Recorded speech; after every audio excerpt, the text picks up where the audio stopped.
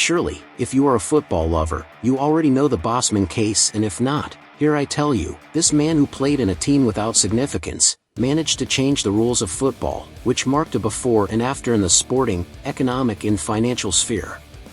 But what did this man do so that football exists today as we know it? Well, in this video I explain his story and what were the economic and sporting effects that it brought as a result of this law. Remember that once we arrive at 10,000 subscribers I will teach you how to invest for free, so don't forget to subscribe. This is Football Money, a channel only for sports intellectuals.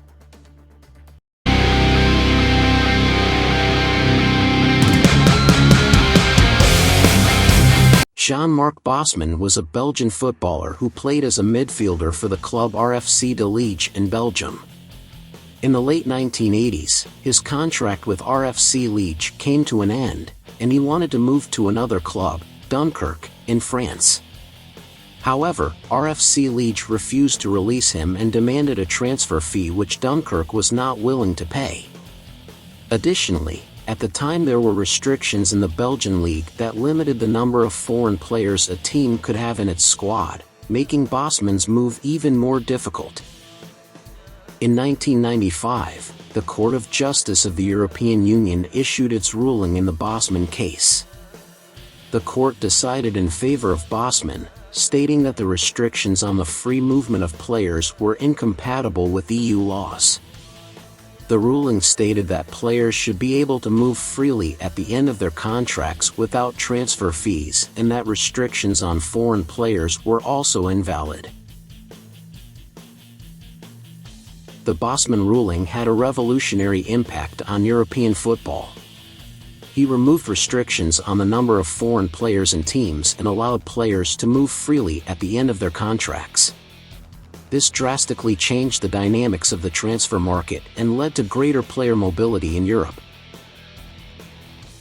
And before the ruling, European teams could only have 3 foreigners on the field, and for that reason the clubs bet more on the quarries, which made the sport more competitive at a continental and intercontinental level. This is how the number of foreigners was limited. There were few South American soccer players who migrated to European soccer, so the majority stayed in their country and promoted their league worldwide, and this could be seen in the Intercontinental Cup, which faced the champion of the cup. Libertadores and the Champions League, where the majority of editions until before the ruling were won by South American clubs, and this could also be seen in the calls to the national team. For example, the Brazilian team that lifted the cup in 1970, all its players played in the local soccer. Or the Argentina that won the cup in 1986, most of them also played in Argentine soccer. Before the Bosman Law, transfer fees were common and often significant. Clubs had to pay considerable sums to sign players from other teams. Example, the most expensive transfer in the world at that time was that of Jean-Pierre Papin to AC Milan for $10 million in 1992. Players were often signed to long-term contracts and remained in the hands of their clubs, even after their initial contracts had expired. But all this changed when in 1995 when the ruling was in favor of Bosman, and this had great consequences in football. Rising player salaries, with the ability for players to move freely at the end of their contracts and the elimination of transfer fees in certain cases, clubs began to compete for top talent through higher salaries. In 1996, the average salary of a Premier League player in England was around £120,000 per year. By 2018, that average had increased by approximately £2.64 million.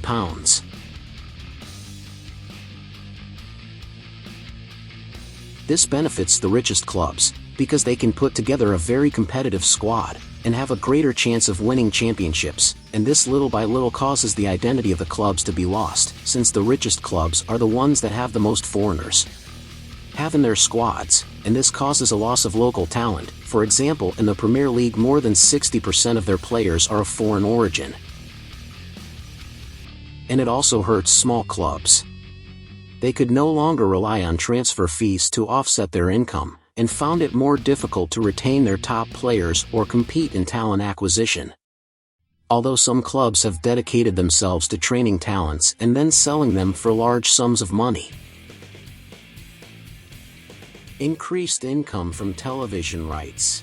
As football became more global and attractive to viewers, television rights became a crucial source of income for clubs. Television rights contracts increased considerably in many countries, allowing clubs to earn significant income, especially in the most prominent leagues. Branding and marketing. The Bosman Law also boosted branding and marketing in football. Clubs began investing in brand expansion and marketing strategies to attract a global audience and take advantage of the sport's growing popularity. With the increase in transfers and player salaries, there was an increase in the participation of agents in negotiations and an increase in the commissions they received. Agents became influential figures in the world of football, and their fees became an additional expense for clubs. Thank you for watching this video, and I hope you have learned about this law that changed the rules of soccer. And I want you to leave me in the comments if you are for or against the Bosman Law. And don't forget to like and share. Thank you.